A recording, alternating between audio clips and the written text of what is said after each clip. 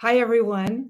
I am so honored to be here with you. I'm Betsy Myers, and I'm a leadership expert who's spent the majority of my career working on women's issues, women's advancement, women's empowerment.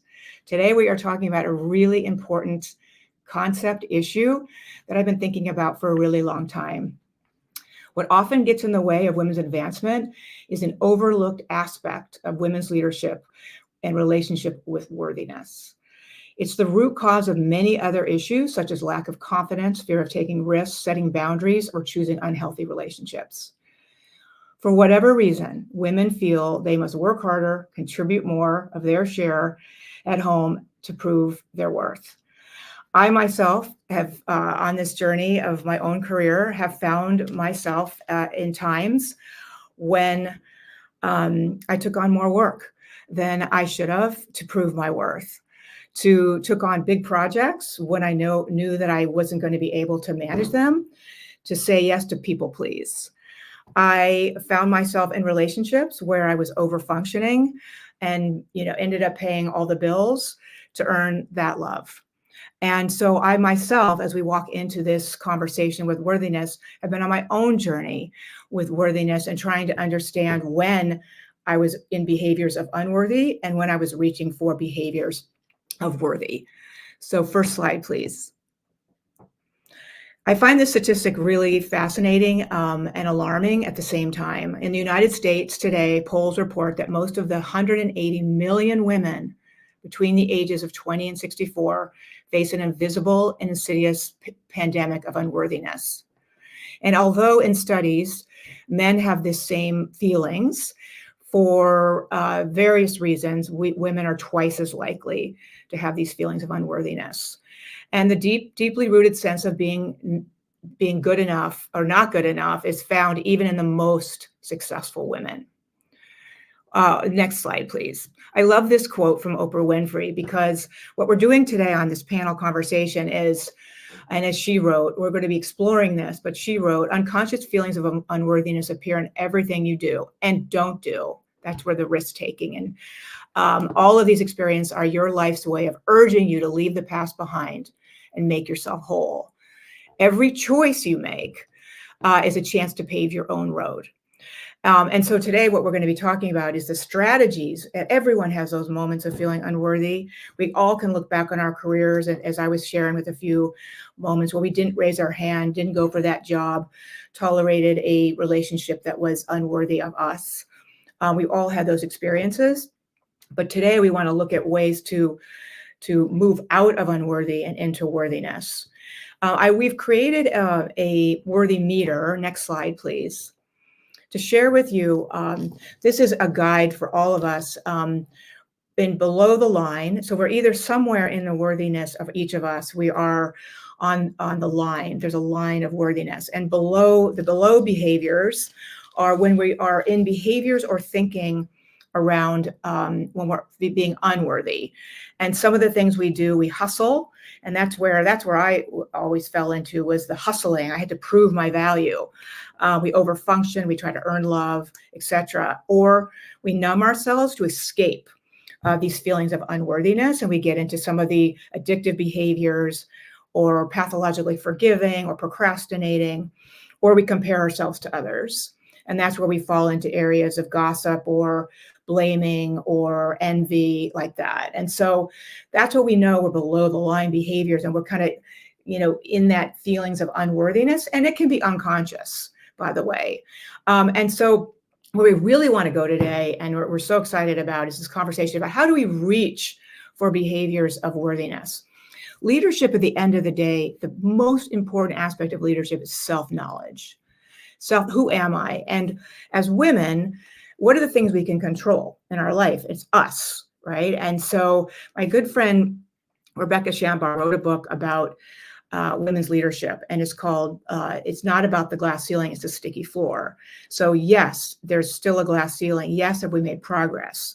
We've made a lot of progress, but we still have a ways to go. But what's the only thing we can control? Which is ourselves. So what are the sticky, we have to start with that, right? So what are the sticky behaviors that I'm doing that get stuck in my way? And so how do we bring awareness to the behaviors of our life, both good and bad, and how do we reach for behaviors that help us step into our best selves and shatter that unworthiness, which is mostly and always beliefs that aren't true. And so for me, for example, the overfunction would be looking up into confidence, the bucket, right? Which is how do I reach for behaviors and setting boundaries, saying no, right? And so these are guides. And when we know we're in self-worth, we look above the line to authenticity, being our true self, right? Validating our feelings, embracing ourself and caring for ourselves, doing the things that nourish our lives. And of course, confidence. I empower myself by setting boundaries, by taking risks, by speaking up when you're in that meeting and you have something to say. We've all been there. I got something important to say, but I'm not sure I have the confidence to say it. So that gives you a little bit of the worthy meter. We're going to give you this after, so you'll have it as a guide as you explore your own worthy behaviors. But now we're going to move to the panel, which I'm really excited about. Next slide, please. And so we have 4 incredible panelists that are part of the EXP family. And Susie Truax, Noir Marzouk, Nakia Evans, and Kembri Mooney. Each of them is going to share their stories about worthiness and kind of most importantly, their strategies of how they have dealt with their feelings of unworthiness, the imposter syndrome, feelings about bad beliefs that aren't true, that kind of thing. So let's go first. Susie, should we start with you? Oh, sure. Why not? Yeah. Let's start with you. And I just want to throw the first question to you, which is, you all are sitting in, although there's more women in real estate, which I think is such a funny thing, right? There's more women realtors. We still see real estate as a male-dominated field. Right. And so as all of you 4 fabulously successful women have dealing in this male-dominated industry like real estate, how have you personally dealt with feelings of imposter syndrome or feelings of self-doubt or feelings of unworthiness? How have you dealt with those feelings, and what are the strategies that you put in your life to get to the place you are today? Well, oh my goodness. When you talk about imposter syndrome, there I was in 2017, going from being a team leader multiple times over, serving on boards that were nonprofits, to all of a sudden I'm coming on the board of EXP, the board of directors of EXP, the first female internal director. Guess what? No guidebook. Like, yes, I'm going to do this because I'm up for the challenge, but me and I think 7 guys at the time. So I think the strategy that I used, and I encourage all women, when you're experiencing that moment of, what am I doing? Excuse me, what am I doing here?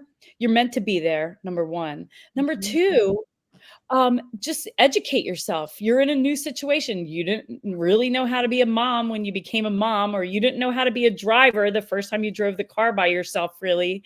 And this is all new stuff that you can educate yourself around. And so, that's the strategy I used. And then also find an ally, find someone you can trust who's at or above the level that you're trying to get comfortable with.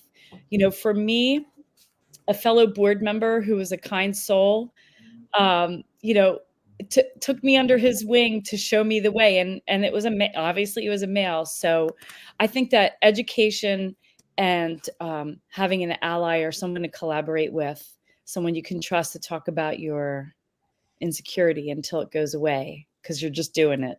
Right. Well, what you said, male allies, female alliance, and male allies are 2 of the that we're seeing in the most advancement for women, is those 2 areas. So you had an ally on the board, but did you feel when you got this position on the board, did you feel you had the imposter syndrome, or you kind of in the back of your head, but you fought against it because I felt uncomfortable because I have had leadership positions throughout my life, but this was way next level.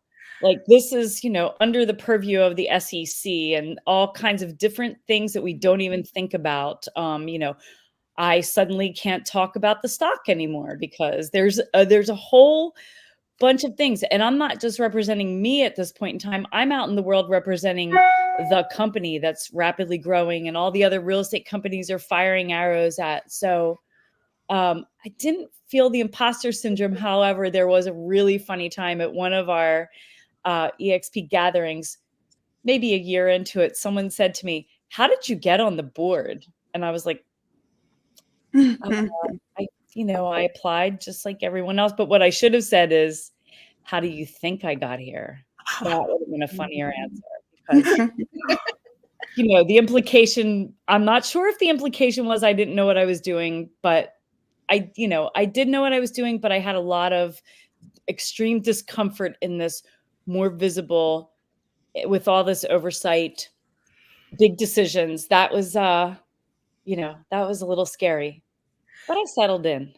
It's one of the things I think you said is really interesting is that you use the word uncomfortable, right? Yeah. Which is that we should feel uncomfortable sometimes when we're stretching and growing. Yes. It doesn't always mean we feel unworthy.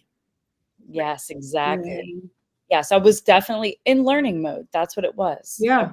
I was in, this is all brand new. And I love to tell people, get out of your comfort zone. In fact, I have a t-shirt that says your comfort zone will kill you. So Yes. I wear it working out, but I always say to grow, we have to get comfortable feeling uncomfortable. Absolutely. Right. And it doesn't always mean we're an imposter. It just means we're uncomfortable with, right. But so it's those beliefs in our head that we have to challenge. Yep. I was going to say part of imposter syndrome, I think, especially as a younger woman, is getting to that, like you said, the learning curve, the growing phase, and that uncomfort, but immediately your brain telling you like you're uncomfortable, that means you're not qualified, or you're uncomfortable, like you're doing something wrong. And that's not always true. And I think that's so difficult, especially for younger people to overcome that, or people new to an industry, or Susie doing something huge, like being a part of a board, being the first female member, like that's remarkable. But your brain giving you that second, like maybe not. That's such a part of imposter syndrome. I love that, Kimberly. Well, while you have the floor, let's go to you. Okay, yeah. I mean, I was a stay-at-home mom, and COVID started, and I was like, I'm gonna get my real estate license. I'll do a couple deals, make some extra money. It'll just be for fun. And when I was started on a primarily male team, and there just wasn't a ton of support. There wasn't a ton of influence. They weren't very helpful. And I was so like distraught. Like, am I doing something wrong? Am I making them frustrated? Are they mad at me? Did I mess something up for them? And I think the imposter syndrome was just pounding on me constantly. And finally leaving that team and going out on my own, I connected with my state broker and asked him, like, did I mess this up? And he was like, girl, you're killing it. What are you talking about? No. He's like, you deserve to be doing what you're doing. You're so good at this. People love what you're doing. Don't stop. Push harder. And I was like, oh, well, all right. And then that just clicked. And our state broker was new at that point. He was our newest state broker. And he's still our state broker, and he's phenomenal. And our staff here within EXP in New Mexico is incredible, super hands-on and very helpful. But I just think like taking a step back and almost like asking, like, am I in the right spot? Should I quit? Is this not for me? And having someone on the outside be like, no, you're doing okay.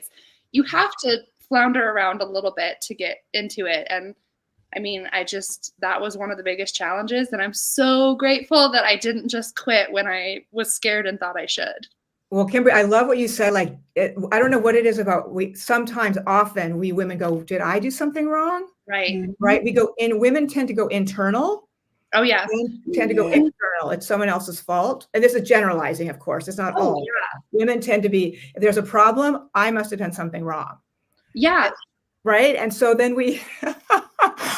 that's the thing we need to blow up in our head, right? You say, wait a minute, you did the perfect thing. You went and asked an ally to give you, because your assumption that you did it, you must have done something wrong, right? Right. Well, now I literally, like, I'll have listing brokers text me and say, hey, let's talk about these inspection objections. And immediately my brain is like, they're mad at you. They're upset. You wrote too many things. Something's wrong. And I literally have to like out loud in a mirror be like, no one is mad at you. You're doing your job. It's okay. And if they are mad, it's okay if they're mad. You're doing your job. Yeah. And I have to like step into that, like, whew, it's okay. Like, let people feel their feelings, however those feelings are. That's not my responsibility. I'm going to keep doing what I need to do to best represent myself and my clients and my business. And I'll call them and they're not mad. And they're like, this is a lot less than I expected, or these were so well written. And I'm like, oh, okay, well, I thought you were going to be really mad. They're not. And I love it. But I love to tell myself, I love it. Not in trouble. Okay, girls, women, what is it about us that we think if something goes awry, someone's mad at us, or we did something wrong, and so we make that assumption in our head often, not always, right? I don't want to make sweeping generalities here, but I can't tell you how many times I have done that where someone doesn't return a text or an email or something, and I'm for sure that I did something wrong or they're mad at me. Right? Yeah. It's the negative self-talk most of the time. 9 times out of 10, it's what we're saying to ourselves that's setting our mindset in the wrong direction. So most of the time, we just have to stop and change our language, change the way we embrace ourselves most of the time. Throw the perfection gene out the window. Throw the goal of perfection out the window and just do it. Take any opportunity, take opportunities, even if it's a fail. We need an opportunity. We need an activity. We need an action so that we can fail at something, have an example of what not to do, and then do something else. But just having an opportunity to jump in there the way that we want to jump in, the way that we feel is a good way to jump in, sometimes helps our mindset. Totally. Well, I love how you, Nikia, we're going to go to you now, but I just want to just grab, because you said something really important about perfectionism. Part of when we don't feel worthy, we have to be perfect. We have to make it all right.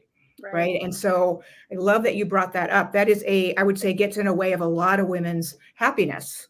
Yes. Right. Because we feel I can't do it all. And I got to, and if I do, I take on more than I should, and it has to be perfect.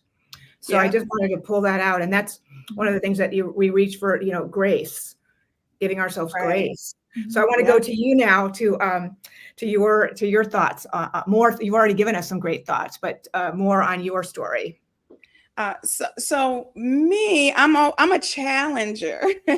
I challenge myself most, but I also challenge the outside world. So I don't like the word no. I don't like to be told no. I don't like negative talk, basically. So I try to change things into positivities. I have so many examples. I think narrowing down to one is servant leadership. Oftentimes, we as women, we take volunteer leader positions a lot, right? And then when we get the opportunity for a paid leadership position, that's when we kick in the doubt. We move forward with the servant leadership. We use our voice. We create networks. We do all of the work required as a volunteer. And we do it gracefully and we do it well. And as soon as we have the opportunity for a paid leadership position, that's when we kick in a negative self-talk. So I found myself doing that back in 2017. And I was president or in line to be president of the Women's Council of Realtors. I was in line to be president of my local board, right? And that was servant leadership. That was volunteering. And then the brokerage I was at came to me and asked me to be a broker manager, a vice president, right? And I'm like, I don't know if I want to do that. And then you know what? The president of the company reminded me that I've just been through all of this leadership training at my state board. I went to the Leadership Academy for Maryland and their association, their realtor association, right? He reminded me I did that. He reminded me that I'm president-elect of Women's Council. He like, you're already a leader. Why don't you step in to a different type of leadership? And that's where the male allies come in. Sometimes we think women that we're not qualified, and then a male comes in and reminds us or reassures us that, hey girl, you got this. I will hold your hand. I'll actually walk you through this. I'll be there to support you. I'll find you some more support. You want another woman to support you, so I'll put you with another woman, but let me take your hand right now and walk you into this leadership position, and then you got it from there. So really, we have to embrace other opportunities. We take one, but will we take that second one? And that's where we got to go. We have to keep going and keep taking opportunities, even if it's like climbing a ladder is what we feel like it's climbing a ladder. But sometimes it's actually a better opportunity and we'll be fine. So we have to just remind ourselves, give negative self-talk, take that hand and move forward is what I believe helps us. No, Nakia, you're so right. You know that you all know that research where we've talked about this for many years, which is if a job is posted and it has 10 items, right? Women will look at, they'll have 9 and they'll say, I'm not ready, right? Yeah. And men will have 2 and they're like, oh, I can do that. And that's been a long time study, right? So we need, like you said, Nikki, we got to shake that up, right? Mm-hmm. And what I've seen in leadership in companies is the head of HR at Starbucks. I did some work with them a few years ago, and it was a woman head of HR, and she would go to high potentials, women who were saying, no, I'm not ready. And she'd say, oh, you're ready and you're going to do it. and I'm going to support you. Right? Oh no, yep. You are ready. We call that voluntold. We call that voluntold. Someone has to voluntold us all the time, right? Oh, I love that. That's it. I haven't heard that. That is a perfect. That's what we need to do. That's our women alliances, right? We need to voluntold. Voluntel. Yeah, voluntel. Nor, we're excited to hear from you. Yeah, well, I'm very excited to be here. And just talking about imposter syndrome, when I was asked to even be on this panel, I was like, are you sure this message is for me? Did you want me to be here? Are you sure? Like, I'm happy to join, but because I think that there's always self-doubt, right? Like I'm a chronic overthinker. I will literally overthink every part and aspect of everything I do, whether it's personal or professional. I am on the communications team. I have a communications background. The majority of PR firms that I've worked at are 90% female, but the people at the top are majority male. So even when you are working, you kind of see like, okay, I'm going to hit a ceiling at some point because most of the C-suite's male, or, there's the finance, the CEOs, they're all male and they all sit in our firms. And you're just like, okay, this is kind of just the reality. Maybe it's one, but as I went from agency to agency, I'm like, oh, this is the norm. This is very interesting. This is not something that I want for me. Like I want to be able to kind of keep going. So I think, allyship, partnership, those are extremely important. And the more that you kind of move around in your career, you see that that's not always the case and that there are opportunities for women. And I think that that's really great to see. For me, with imposter syndrome, I'm definitely an overthinker, but Nakia, what you said about changing your narrative, I think is so important because now I'm trying to come into things that I do with a what if mindset to an even if mindset. Mm-hmm. So I'm trying to change even how I think about things. I'm like, okay, well, even if I'm not the right person, or even if I'm going to stumble, I'll still learn something and that's okay. So it's really shifting the mindset. Because when I started my career, I had never heard of imposter syndrome. I had no idea what that meant. And I think that you kind of just go on your daily lives not knowing and like having self-doubt and feeling alone. And then like, oh, that's imposter syndrome. And I'm like, oh, Google, what is imposter syndrome? Like, oh, yes, that's me for sure. Other people feel this way. And that's where allyship is so important. And that's where I feel is helped me throughout my career too is having these conversations with my peers, with, more junior people that are coming in and saying, hey, you know what, it's okay if you're feeling this way, and this is how we're going to get through it. Because a lot of people do think that they're alone. And I think it's important to have those conversations and bring it to the table, because if you don't, that self-doubt, that fear, that's just going to keep building and perpetuating. Right. We want to actually break that cycle for, women who are coming into the workforce. We don't want people to feel like that anymore. Right. So that's how I've taken it, but it's definitely that mind shift. And, I've been working for about 15 years in the business, but I still have that, even that self-doubt last week. Are you sure you want me on? I'm happy to, but really, why should I be on that panel? Right? Yeah. Like, no, we want you on this panel. Yeah. Right. That's why we have these conversations. Why it's so important, even now at EXP, right? How do we have these conversations to bring, I would call it a crazy check. We have these feelings like, that's crazy. Let's have this crazy check and support women supporting women. And I want to go back to one of the things you just said, which is really important, which is how we overthink, when we overthink, right? And I saw a quote the other day, which stuck with me, which was, overthinking strangles possibility. Because we overthink, right? And that goes back to perfectionism too. Perfectionism. Yeah. You could just put that word in. Perfectionism strangles possibility. Yeah. And right. So it's just, I think it's something I'm glad you all have brought up really important points in your own journeys that are so relevant to everything that we all struggle with. Yeah. Can I just say, Nikia, you mentioned failing, and it immediately made me think, my grandmother, my whole life, I'm primarily male cousins, primarily uncles, a lot of men in my family, but they're all so amazing and helpful. But my grandmother, being like the first female grandchild, she used to tell me, you have to fail forward. You have to fail forward. And like, even when you said that just clicked in my brain, that like, when you fail, it's not necessarily a back step. Sometimes it's failing into something and moving on, instead of like, we imagine ourselves failing and that's like a dead end road, we're done. But a lot of times it's just a lesson and opportunity for us to just push through that was so, I love that. Thank you for sharing. Yeah. It's all about the reframe. Right? Yeah. Everything is the reframe. And you have to, all successful people will tell you the many times they skinned their knees and failed. If you don't put your hand up, you never raise your hand, then if you want to stay comfortable, you're going to be average. Right. Yeah.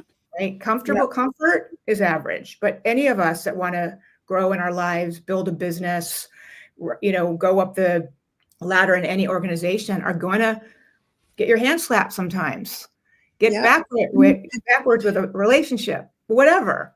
And so how we think about failure, is, I'll tell you guys one quick little story. When I ran a women's center at Bentley University, and it was students go there to get their finance accounting degrees. And a young woman came to see me one day. She was 19 and she'd failed her accounting class. And she came and she was really distraught about it. And I said, but wait a minute, are you here at Bentley because you want to be an accountant? She goes, well, yes. I said, well, why do you want to be an accountant? Well, my mother is a partner at one of the big four. Okay, but do you want to be an accountant? She said, actually, no. I go, well, then failing your accounting class test is the best news ever, because at 19 years old, you already have data on your road to you, on your road to your authentic self. And she was like, so I said, this is the best, that you got a D on your accounting is the best news ever. So now what are you going to do with your beautiful, precious life? That brings change her degree. And so that's right. Yeah. So it's all, I always say, precious information on the way to our authentic selves. Yeah. Because my sister's actually an accountant. So my parents wanted me to be an accountant. I had never taken an accounting class, but I had to, I went into university majoring in accounting and I had no idea what I was doing and I didn't want to do it. And then within the first 3 months, I dropped it. And I was like, I'm changing my degree. I'm going to do something in marketing. That's what I want to do. And it was one of the first times I made a choice and I paved my own road, just like that Oprah quote, it is paving your own road. And doing something a little bit different than what my family had in terms of expectations. So I've continued to do that, bits and pieces. I'm building the road as I go. But I kind of take impulsive choices, and I try not to be paralyzed by my own fear of those choices. I try to like see it through. And then what happens. But it's a mindset, and it's a huge shift, and it's still scary. And some people are like, oh, you're fearless. You just do whatever you want. Like you can do things that we can't. And I'm like, well, I'm still terrified by it, but I don't want to be paralyzed by my own fear and regret not trying.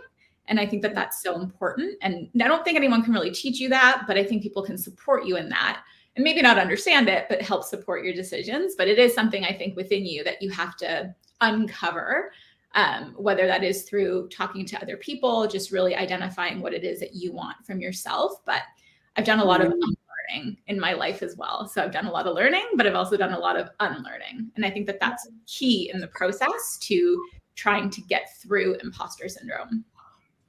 I love that unlearning. We have to sometimes unlearn. Susie, please. Yeah, I'm sorry to take the conversation back, but I feel like we've been talking in the details, and I think there's a really important thing that we've all been talking about here. We talked about allies. We talked about people, guys, men, people that have helped us move forward in our discomfort. But, the one thing that you and I talked about, Betsy, before, and I think this is because it's also new for women to be talking about leadership out loud, open kimono with each other about the discomfort that we've had. And I really think the key to pulling each other up is the female alliances that we have, and the organization that we're trying to build within EXP, and even with the outside of EXP. It's awesome. We know that there are male allies, but we as women, I'm sorry to say, sometimes we have a scarcity mentality, and we think I is limited, and we're in competition with each other, and we are our own worst enemies in moving the ball forward. And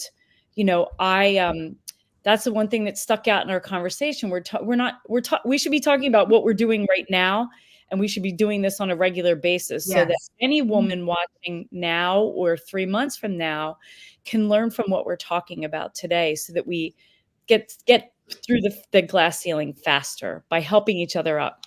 Yes. Men don't compete against each other.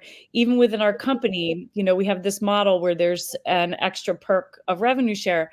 Men who are not even related to each other in those lines help each other crush the learning curve. We should be doing the same thing. And so that's one thing that my kind of mission is, to help other women learn these things faster, because it's not a limited, it's abundant pie. There's plenty. Absolutely. I love that so much. I think that I remember in high school, the people who were the meanest were other girls. The people who were shutting down things that I wanted to do were other females. Even like in the real estate industry, the people who make the snarkiest remarks or treat each other the worst are other females. And it's like, take a step back, girl, we're in this together. We're not in a fight. We're in this to help each other. And if I win, you win too, because like Nor said, like she's slowly building this road. Think of all the people, men and women, who don't have that road yet, but now because of you have access to that, have that ability to shift from what if to even if, stepping into that. Like, I love you so much and I want you to win. And when you do win, I'm not threatened, because even if I'm not winning, my time is coming, but your time is now. And I'm so excited for you. I love that so much, Susie.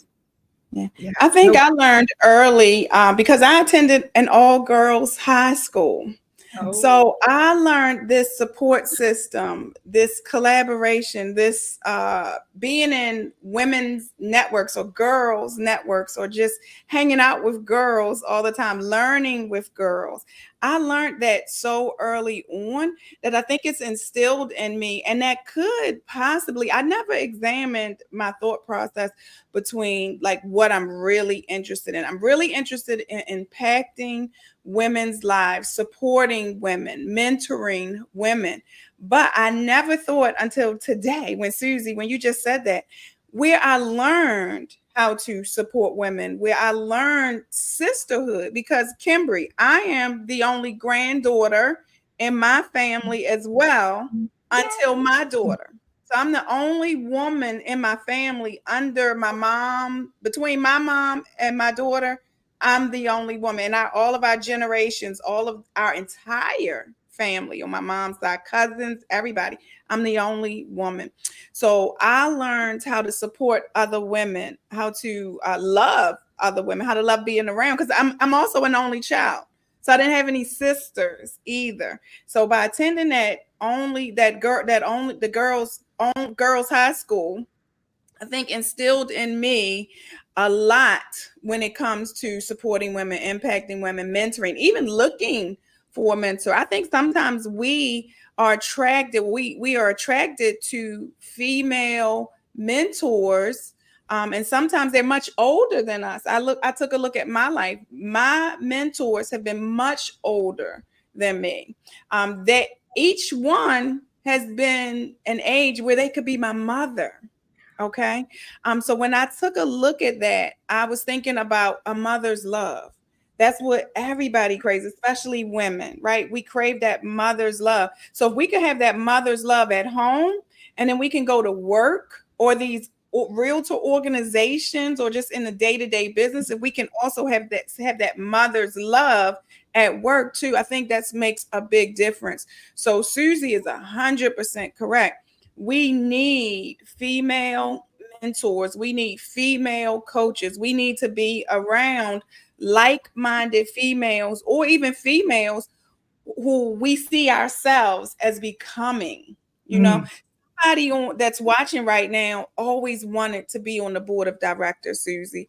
And when you told your story, now they know that it's a possibility for them.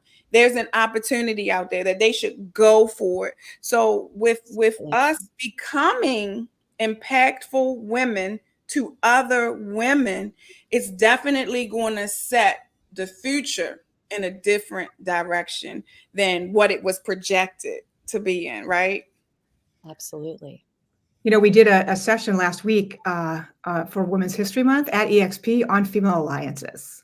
Yes. And it was really a great conversation about, do you have your posse, called different things, your huddle, your posse, your fangirls that surround you to support you. And how do you, if you don't have that, then how do you grow that yourself to make sure that you have that? And when EXP's One's Win, that's just being kicked off soon, is what that whole organization is trying to do and build, is a place for women in EXP, realtors and administration to have that girl alliance. Yeah. Yep. Awesome. Yeah. So important. Sometimes they also call it your board of directors, like Yes. who are your board of directors that you have that you can always go to really give you advice you can really lean on. And even for me personally within EXP, I've got my board of directors, strong group of females, different, they all work in different divisions within EXP, also smart, all have different, outlooks. And I think it's so important that your allies also have a different point of view than you do, that they can kind of give you that even if perspective if you are blocked in your mind. So really, you want to make sure that your allies are not just carbon copies of you as well.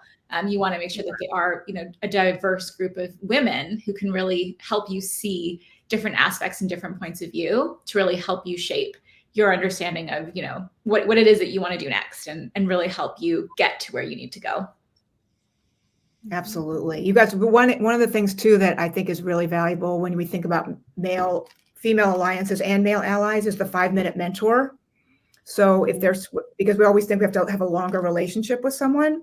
Right. Sometimes you'll see someone, you'll say, oh my gosh, Nikia says, I've always wanted to be on a board. Susie, can we have a coffee? Can we have a Zoom coffee date? Mm-hmm. Can you, guide me on what the steps I need to take to someday be on EXP's board or another board like that, right? So there's ways to reach out, and we start to practice that as women, to reach out to other women. There was a study on LinkedIn to people who've never been a mentor.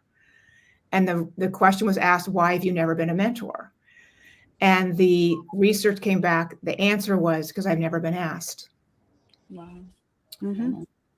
Right. Yep. Well, Yeah. I learned recently that even within EXP, there's only like a few thousand of us out of, what is it, like over 90,000 agents and brokers with EXP now. There's only like 3,000 or 4,000 mentors who have chosen to get into the mentorship opportunity, the role within EXP. And that alone tells me that there's so many qualified people who just have not been asked yet, or like Nakia said earlier, voluntold that they need to do this.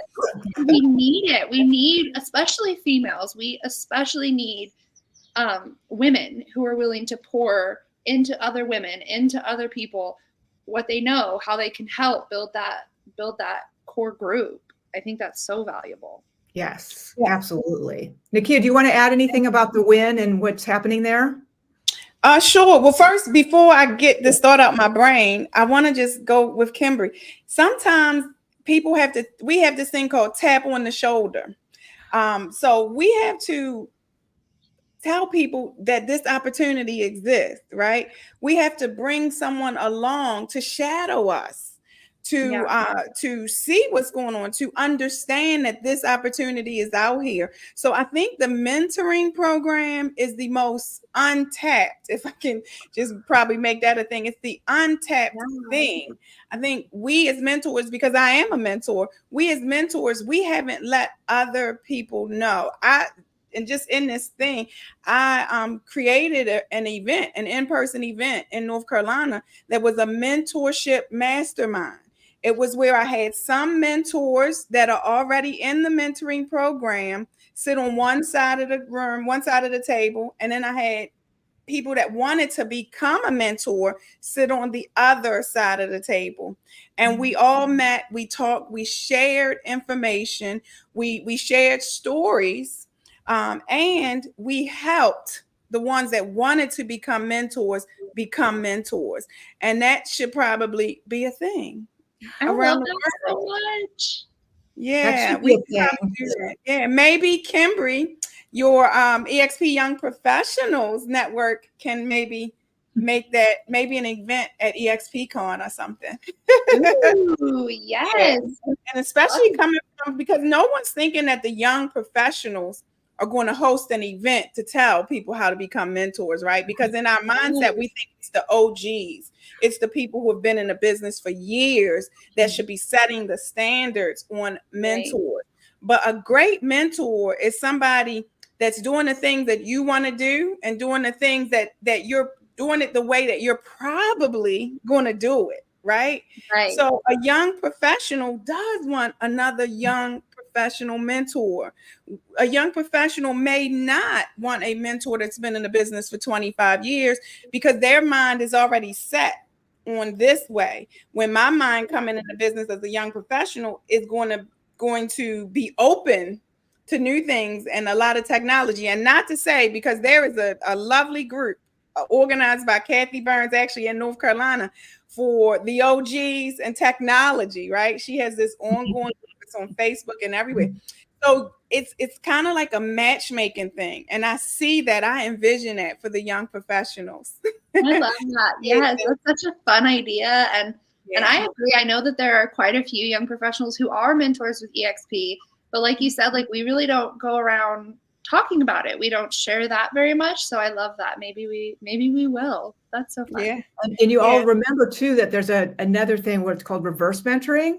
So sometimes what the young professionals don't realize is sometimes, Procter & Gamble did this, where their CEO said every senior leader has to have a mentor that's been with the company just 3 years. Yeah. So because we want to find out what's going on with you. And also, a lot about social media or something that we don't know about. Right. So it works both ways. It's like, you can't lead people if you don't know them. Right. Yeah. You can't intersect with people and if you don't know them. So I love that. But back to WIN, and then I want to switch gears real quick. WIN is being created and it's been there, but it's being re-evolved or rethought. And I think that's going to be a place inside WIN for mentoring. It's going to be the place where exactly what Susie said, where there is collaboration amongst women, where there is mentorship amongst women, where there is camaraderie amongst women, where there is training or workshops offered to help women understand that there is an opportunity, the same opportunity that's available to everyone else. We are building this out now for a big 2024 explosion into the world, right? So we're working on that right now, and we're looking to impact women, impact your life, not only at work, right? Because there is a full circle of our lives. And we're not going to just talk about business there. We're going to talk about our lives. We're going to talk about mental health. We're going to talk about sisterhood. We're going to talk about helping each other and building that out so that it becomes stronger. Or if it's not there, if you haven't seen it, we're going to show you what that looks like and what that can look like. So we are looking forward to supporting every single woman that we can find, everyone we can grab you by your hand and take you somewhere else where you have never been and where you think you can't go. We're going to change your mind. We're going to change your mindset. We're going to take you from below that line to above that line. And we're looking forward to really growing this out and really exploding into the world at EXP and in real estate, period. So we want to set an example and show how this can be done. And we want involvement. Okay. Yes. It's support, but support doesn't come without involvement. So you will hear tons and tons of information coming soon related to our EXP win. All right. Just great. Thank you for that, because I think it's important for everyone listening that we're going to have conversations, edgy conversations like this, supportive, a place where support, like you said, mother's love. Yeah. Right. But also some truth telling and learning, right? Because it's also about the willingness to support each other for our go towards our authentic selves, but also where we see people, stepping in their sticky floor behaviors as well. Yes. Yes. So we have 15 minutes left. It's gone so fast. And I just want to go around the horn. And what else is on your mind about worthiness strategy, another strategy that you've used? One of the things we touch on a little bit, but I think it's really important, is the negative self-talk that we sometimes dive into. But any of the areas that you think that reframing failure, getting support, like we're talking about, but what have we missed in this conversation? So, sorry, go Susie. Oh, yeah. This is just, and Nakia just gave me the segue from the WIN group. My main point that I wanted to make today for all the ladies in the audience is all the things we were touching on, negative self-talk, the stories you tell yourself. We all talk about, self-love, self-love.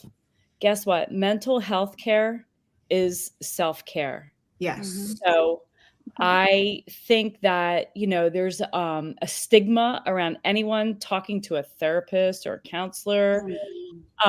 Especially I, spend my time on the East Coast and the West Coast. East Coast is like, if you're going to a therapist, there's something wrong with you.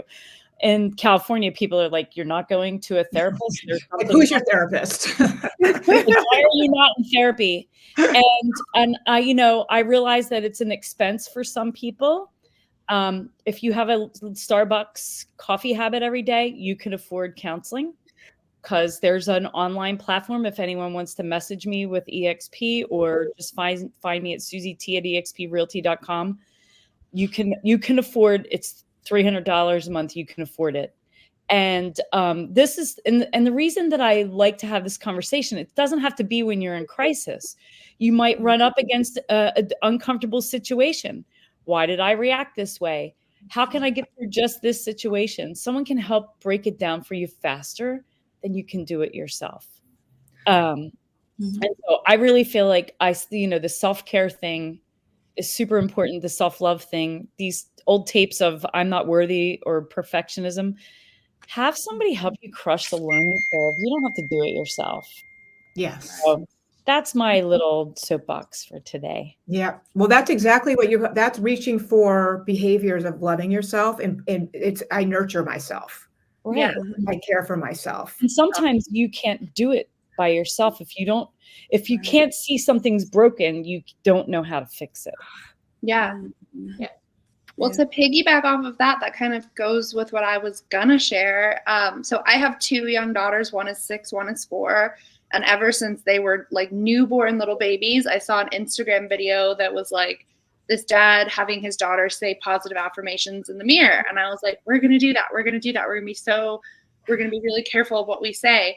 And like I remember growing up, you know, my mom or her friends talking about, oh, we need to go to the gym. Oh, we need to do this diet. Oh, I need to get my bikini body. And now having daughters, I'm like, oh my gosh, the number of people that say they look just like you, they're going to grow up to look just like you. And it's like in my brain that if I say one thing about myself that's bad, they hear that about them too. So we're so cautious in our house of like how we speak about each other, how we speak about ourselves. But to speak on what Susie was saying, we every single night, even if it's just 2 or 3 things, have them each say something nice to each other and then have them think about something that they love about themselves. And at first, when they were really little, it would be like, I like your hair, or you're really funny. But now it's like my oldest daughter will tell me like, I'm compassionate when my friends are in need. And I'm like, you're sick. And she's like, yeah, like my friend will have a problem and I want to help her with that. And I'm like, I love that. Or she'll say like, today my brain felt like I couldn't do it and it was really hard, but I kept trying. And I'm like, I love that. So still be like, yes, mental health, I think looking at yourself and instead of just seeing what you want to change or what you feel like you need to change, but thinking about all these incredible things that make you such a unique person, because there's no other Kimberly Mooney in the world. Yes. There's not another one, which weirdly there is another Kimberly, which I've never met another one, but she is with EXP as well, so that's why. But there's no one just like me. And I think that like focusing on how, like my mom used to have mental health days. We could have 3 a year where if we were like, I need a break from school, she would call us in sick and we would just have a mental health day doing something that made us feel relaxed or happy. And that's just, not everybody does that. And you really do need to think about how you're speaking of yourself, because that also tells others what you'll accept from them. And if you're willing to beat yourself down, then other people have the open door to do the same thing. And I think that's really important what you just said about how we speak about ourselves. Is to catch ourselves. Like when we say that stuff like, oh my God, you're so dumb, or I can't believe you did that. You're such an idiot. You know, we have to watch those things and give ourselves grace. And what you also said is that you're right. There's no other you, and we're all born with a package of gifts. Yep. And our job is to open that package and share those gifts with the world. Oh yeah. And that's our job. We're at Earth School. We're down in this planet for a short period of time to share our gifts with the world and to make a difference. So you said that really perfectly. Thank you. Yeah. You know how they tell us that we have to have compassion for the world or compassion for others? We forget about self-compassion. Yes. Right? And that's our number one gift to ourselves. Besides those mental health days, besides those therapy, self-care appointments, is self-compassion. And that leads to changing from the negative self-talk to the empowering self-talk, to our affirmations, right? I love just sitting here talking to you guys has my brain spinning. In North Carolina, we're hosting a Women's History Month event on Sunday. We're doing a Sunday brunch. It's in an office environment, but it's called Confidence on Camera. And it's not all about just being on this camera right here, being able to talk, but it's about being able to eliminate the negative self-talk, or what can I do to build confidence for myself? Because literally we as entrepreneurs and salespeople, if we aren't together, then how can we help others realize their dreams, reach their goals? How can our businesses run when we're a mess? So more important than being a top salesperson, you have to be the number one self-confident person, the number one self-reassuring person, and the number one self-confident person.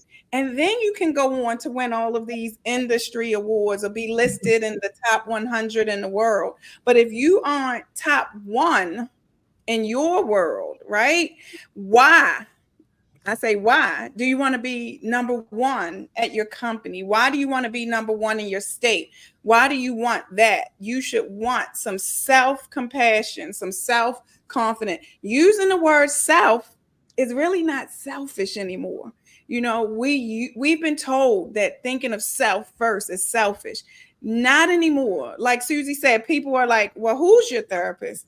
You know, right now, the word self needs to be in our business plan, needs to be in our life plan, needs to be in our goals. And that self goes right along with restricting access, you know, having boundaries. Boundaries need to be in our business plan. Yes. We have to change our mindset in order to change our business plan, right? And our mindset is going to come with confidence, which totes the line sometimes. Sometimes people think we think too much of ourselves, but yes, we do. We have to celebrate our achievements.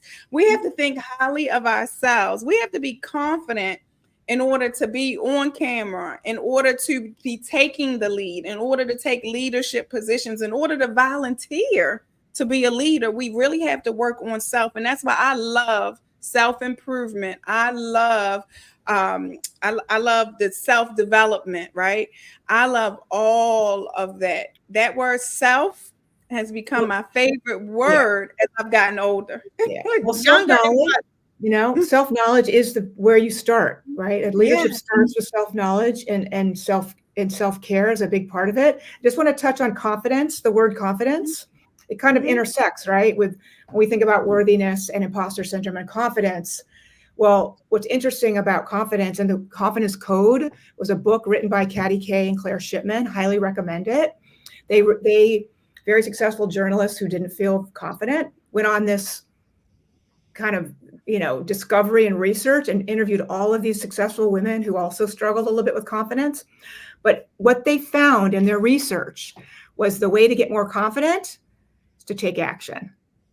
Yeah. Right? No matter what happens with that action then gets the ball rolling, more action, right? And so that's where people, when they say, oh, I'm not confident, so they don't do anything, that's when they miss the boat. So Nora, did you have something more one more thing you wanted to say? Yeah, just hearing what everyone is talking about, something that came to my mind was that, and I don't know if, I'm thinking maybe everyone's heard this from an ally, from a friend, I wish you could see yourself the way that I see you. And that comes from that positive self-talk, right? So I think that we're probably all really strong and really great in supporting our networks and telling our friends, you've got this, you're so amazing, you can do X, Y, and Z. But then when it comes to ourselves, we're like, well, I can't do it, I'm scared, I don't know, like I can know, you know, and it's about shifting from that, you know, what if to even if, and really taking that positive self-talk that you give to others and pouring it into yourself first, because the more you pour into yourself, the more you can pour into others. So I love that. What if, even if. Yeah. That's a great phrase for people to take out, right? What if, even if. That's beautiful. Susie, do you have something? You started us off. Do you want to have the final thought as our? I just, you know, I'm thinking about what we started with, and something that Noor just said about taking action. And that's, you know, that's actually failing forward, all those things. That's sort of how I've done life.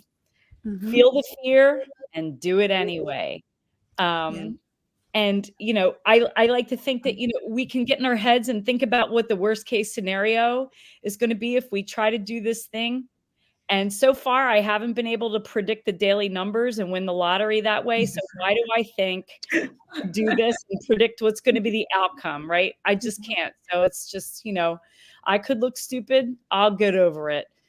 Yeah. You know, I published my first article on Substack last week because I joined a group that said, get it out there, get it out there. And I just literally right before I walked out the door of the church, I'm like, here it goes. And I'm not going to look for at least 2 hours. And, you know, and everyone can do that. It's just literally just get it out there. We need to hear what you have to say.